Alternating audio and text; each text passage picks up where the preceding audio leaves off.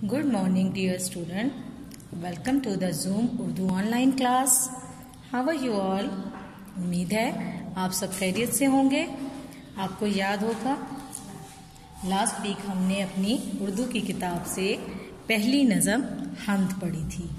आज हम अपना पहला सबक शुरू करेंगे। ठीक है, पहला सबक है हमारे पास हज़रत मोहम्मद सल्लल्लाहु अलैहि वसल्लम के अखलाक। इसके लिए किताब का सफ़ा नंबर 9 खोलते हैं। आपके पास बुक है, आप अपनी बुक और पेंसिल लेकर तैयार हों और खोलें किताब का सफ़ा नंबर 9। जी, तो मैं आपको सबक पढ़ाने लगी हूँ हज़रत मोहम्मद सल्लल्लाहु अलैहि वसल्लम के अखलाक। कोई मुझे बता सकता है कि हज़रत मोहम्मद सल्लल्लाहु अलैहि वसल्लम कौन थे? जी बच्चों, आपको मालूम है, आप पहले भी पढ़ चुके हैं इनके बारे में कि हमारे आखिरी नबी का नाम है हज़रत मोहम्मद सल्लल्लाहु अलैहि वसल्लम। और आज हम उनके अखलाक के बारे में पढ़ेंगे, यानी कि उनकी आदत, उनके तौर तरीके। हम पढ़ेंगे कि उनकी बेहतरीन ज़िंदगी गुजारने के कौन से तरीके जो उन्होंने अपने तो अमल से हमें सिखाए।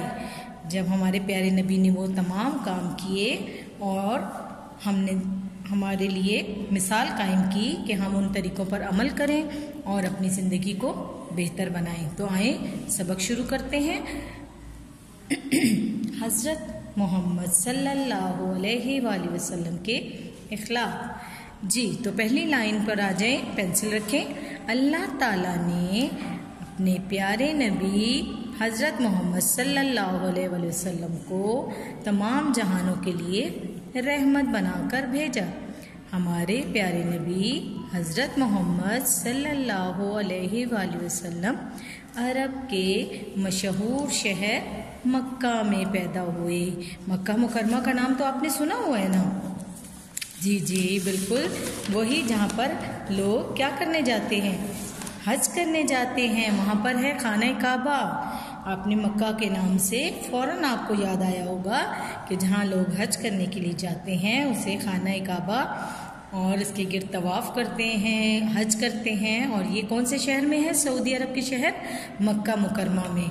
जी बिल्कुल, इसी शहर में हमारे प्यारे नबी हज़रत मोहम्मद सल्लल्लाहु अलैहि वसल्लम पैदा हुए।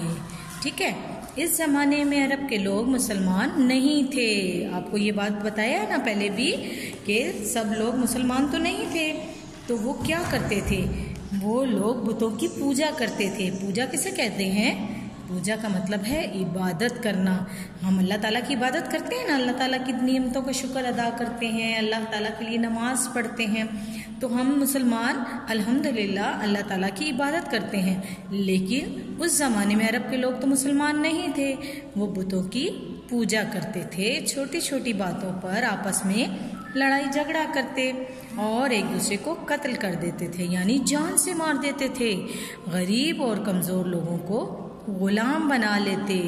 गुलाम बनाने का क्या मतलब है कि जो गरीब से लोग होते थे उनको लोग ख़रीद कर ले जाते थे, अपने घरों में नौकर बना लेते थे, उन पर जुल्म करते थे, औरतों को कमतर समझते थे और उनसे बुरा सलूक करते थे। यानी कि उस ज़माने में लोग जो थे वो औरतों की इज्जत नहीं करते थे, उनके साथ उनका रवैया अच्छा नहीं होता था।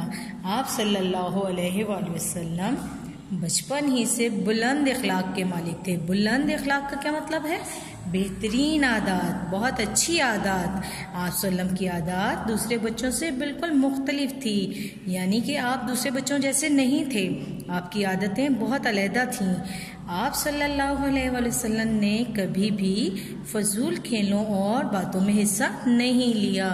देखें, जब भी बच्चे इकट्ठे बैठते हैं, गपशप लगाते हैं, खेलते भी हैं, लड़ते भी हैं, लेकिन हमारे प्यारे नबी सल्लल्लाहु अलैहि वसल्लम फजूल बातों में और खेलों में हिस्सा नहीं लेते थे। ये तो हो गया आपकी किताब का सफ़ा नंबर 9। आगे चलते हैं, सफ़ा नंबर 10 पर आ जाएं। आप सल्लल्लाहु अलैहि वसल्लम हमेशा साफ सुथरे रहते, دھیمے اور میٹھے انداز میں بات کرتے. دھیمے اور میٹھے انداز کا کیا مطلب ہے؟ اس کا مطلب ہے بہت آہستہ آواز میں بات کرنا. اور دھیمے یعنی کہ ٹھہر ٹھہر کر آہستہ آہستہ بات کرتے تھے. جو بات کہتے سچ کہتے. کم بولتے اور زیادہ تر خاموش رہتے. بڑوں کی عزت کرتے. غریبوں اور کمزوروں کی مدد کرتے. کبھی کسی سے لڑائی جھگڑا نہیں کرتے تھے اور کمزوروں کی مدد کرتے. کبھی کسی سے لڑائی جھگڑا نہیں کرتے تھے کیونکہ پیارے نبی میں تو غلط عادتیں نہیں تھیں نا. آپ کو بتایا وہ تو بچپن سے ہی بہت اچھی عادتیں تھیں ان کی اور وہ بہت بہترین اخلاق کے مالک تھے, اعلیٰ کردار کے مالک تھے, تو ان میں غلط عادتیں نہیں تھیں. حضرت محمد صلی اللہ علیہ وسلم جب 10 سال کے تھے تو آپ صلی اللہ علیہ وسلم کے دادا حضرت عبد المطلب وفات پا گئے کیونکہ آپ پیارے نبی تو اپنے دادا جان کے ساتھ رہتے تھے.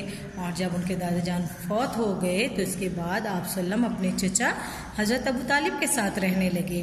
آپ صلی اللہ علیہ وسلم اپنے چچا کے کاموں میں ان کی مدد کرتے تھے کیونکہ اپنے چچا کے ساتھ رہا کرتے تھے تو بہت خیال کرتے تھے ان کا. ان کے چھوٹے چھوٹے کام کر دیتے تھے.